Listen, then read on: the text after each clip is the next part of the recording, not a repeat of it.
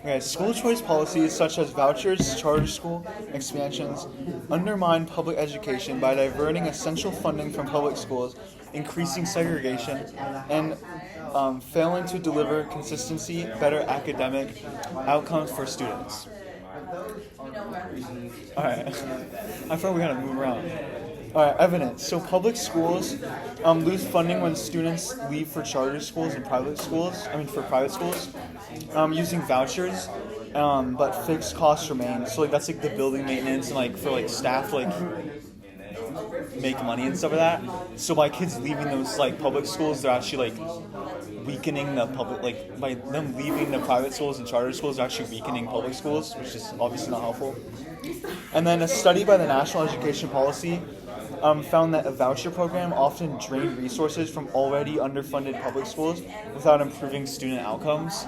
So it's not even helping them like at all, even though they're going to other schools. It's not even like doing much. So then for some examples, I have that for an example, if you have two schools in the county that have great records, so kids are going there and they're doing really good in school and coming out and having like great like English education, they're going well and doing like college and stuff.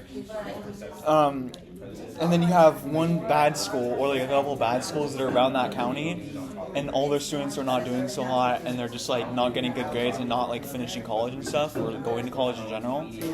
Those bad schools are just going to keep getting worse because all the kids are going to start flooding into the good school, and it's just going to get an overflow to that school, and that's not good because then you're going to have not enough kids in the bad school and too many in the good one, and the bad school is going to get worse. So kids are going to get vouchers to go to this public private school, right? And then basically the vouchers cost so much that only privileged kids are going to be able to go to the private school, and then the kids that are like in poverty and don't have enough money are going to have to be forced to go to the public school, which makes it so that the kids with poverty are going to be getting weaker education, right? Just like their parents, because they're poor, am I right? Right? So now they're going to just keep getting worse and dumber, while the kids that are rich and privileged and their parents are wealthy and everything are going to be getting smarter. Right? Okay? So then I have my own personal thing where I said when I lived in Illinois, the kids think in downtown Chicago, their schools like were just not up to date, meaning that they didn't really have like computers and like really good internet or anything. Like their whiteboards were terrible, and the teachers just weren't great. Whereas like where I live, like I don't remember where I live, but like Upper Chicago, we just had like better, like there was good technology, the whiteboards were good there, the education was better, and it's literally like just based off like geographically where I was just helped me out more. But those kids that lived even in a area that wasn't great, they still could have went to my school if wait no, that's for the other side now. That's for the other side. My bad. All right, now counterclaim.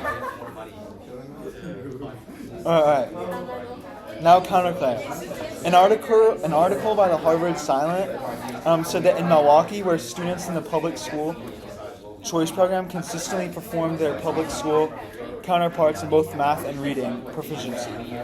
While this is like a great stat, we need to realize that these students are kids that are more like privileged kids. So these are also kids that their parents were able to afford for them to go to a public school and get really good education. So they should be obviously getting better stats. Like there should be better stats for that. But just in general, that means that the kids that are in those bad schools and getting less education, that just means that that just like furthers my idea that they are getting worse education, and that they're better teachers at those better like private schools and stuff. So it should like. Yeah, just like, I don't know, it just doesn't work for everyone. Like, that just doesn't like make sense or like add up, I guess. And then, in conclusion, student choice underlines the fundamental goal of public education to provide equal opportunity for all students, regardless of background or income. While marketed as a way to improve parents, it often diverts essential funding away from public school and leads to segregation along socioeconomic and racial lines. Instead of funneling resources into unregulated alternatives, we should invest in strengthening the public education system to ensure that every child in every neighborhood has access to high quality education.